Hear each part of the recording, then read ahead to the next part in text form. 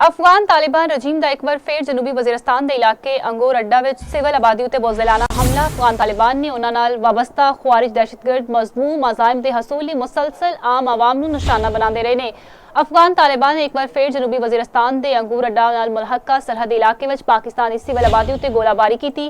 अप्रैल 2026 ਨੂੰ अफगान तालिबान वालों 29 एक बारी फिर अंगूर अड्डा में मुलहका सरहदी इलाकों में मार्टर गोला फायर किया गया। मार्टर गोला मुकामी शहरिया करीम खान ते रहमतुल्ला दे घर उत्ते डिग्या, जिहदे तो एक ही खानदान के 5 अफराद जख्मी हो गए। मेडिकल ऑफिसर डॉक्टर इशफाक के मुताबिक हस्पताल में 3 बच्चों समेत 5 जख्मी लियाए गए। मुतासरा शख्स नूर अली के मुताबिक गोला अचानक घर उत्ते आ डिग्या, जिहदे नतीजे में जोरदार धमाका होया। एक होर मुतासरा शख्स का आखना सी कि धमाका इन्ना शदीद सी कि पूरा घर लर्ज उठा।